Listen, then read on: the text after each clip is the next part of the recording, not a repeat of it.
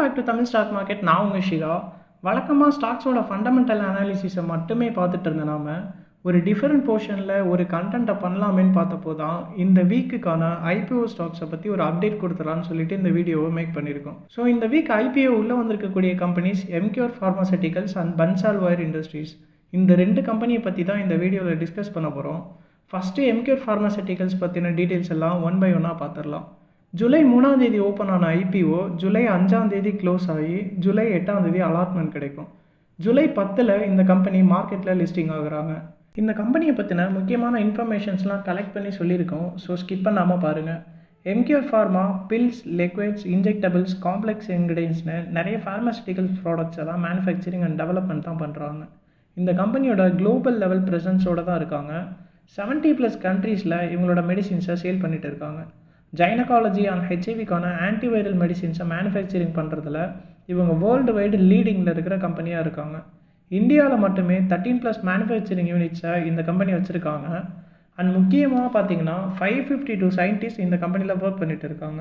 So இந்த கம்பெனியோட business model and என்ன மாதிரியான ப்ராடக்ட்ஸ் பண்ணுறாங்கன்னு ஒரு ஐடியா உங்களுக்கு கிடச்சிருக்கும். கம்பெனியோட ரெவன்யூ ஜெனரிக் ப்ராடக்ட்ஸில் 40.13%, பிராண்டட் ஜெனரிக்கில் 52.84%, பேட்டன்டட் ப்ராடக்ட்ஸில் 2.76%, ஏபிஐஸில் 4.27% வந்திருக்கு. ஸோ பிராண்டட் ஜெனரிக்கில் தான் இந்த கம்பெனியோட ரெவன்யூன்றது அதிகமாக கிடைக்குது. ரீஜியனல் வைஸ் சேல்ஸ் பார்த்தோன்னா இந்தியாவில் மட்டும் 48.28%, அவுட் சைட் ஆஃப் இந்தியா அதாவது Europe, north America and other continents எல்லாமே சேர்த்து 51.72% இருக்குது. இந்தியாவை விட அதர் கண்ட்ரீஸில் தான் இந்த கம்பெனியோட ப்ராடக்ட் அப்படின்றது ரொம்ப சேல்ஸ் அதிகமாக இருக்குது.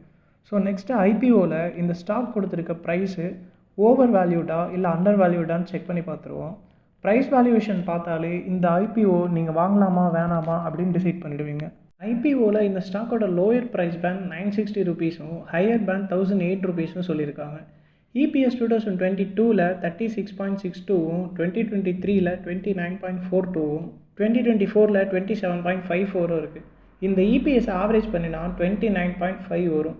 ஸ்டாக்கோட பி ரேஷியோ கேல்குலேட் பண்ணினா 33.90 வருது. ஃபார்மா செக்டரோட ஆவரேஜ் பி ரேஷியோ 40.42 இருக்கிறதால ஸ்டாக்கோட வேல்யூவேஷன் அட்ராக்டிவாக தான் இருக்குது. ஃபார்மா இண்டஸ்ட்ரி ஸ்டாக்னால எல்லாருக்குமே ஞாபகம் வருது doctor Reddy's, Cipla, Alkem laboratory, Mankind pharma, இப்படி இதை நிறைய சொல்லிகிட்டே போகலாம். ஸோ இந்த கம்பெனிஸ் எல்லாமே எம்கியூர் ஃபார்மாவோட பியர் கம்பெனிஸ் தான். இதை வச்சு பார்க்கும்போது ஒரு ஸ்ட்ராங்கான காம்படிஷன் இந்த ஸ்டாக்குக்கு மார்க்கெட்டில் இருக்குது. நெக்ஸ்ட்டு கம்பெனியோட ரிஸ்க் ஃபேக்டர்ஸ்லாம் என்னென்னு பார்த்தோன்னா ஃபார்மா செக்டார் ரொம்பவே ரெகுலேட்டடான செக்டார். ஸோ இந்த ரெகுலேஷன்ஸ்லாம் மீட் அவுட் பண்ணுறதுக்கான எக்ஸ்பென்சஸ்ன்றது அதிகமாகும். அண்ட் சேல்ஸ்ன்றது இந்தியாவில் கம்மியாக தான் இருக்குது. இப்போதைக்கு இந்த கம்பெனிக்கான அப்டேட் இவ்வளோ தான்.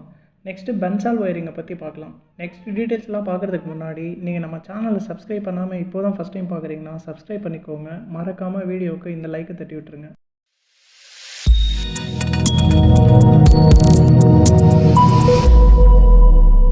பன்சால் வயர்ஸ் 1985லேருந்து ஸ்டெயின்லெஸ் ஸ்டீல் வயர் மேனுஃபேக்சரிங் பிஸ்னஸில் இருக்காங்க. இவங்களோட ப்ராடக்ட் போர்ட்ஃபோலியோ பார்த்தோன்னா stainless steel, mild steel wires, high carbon steel வயர்ஸ்னு தின்னான ஒயர்லேருந்து திக்கான ஒயர் வரைக்கும் மேனுஃபேக்சரிங் பண்ணுறாங்க.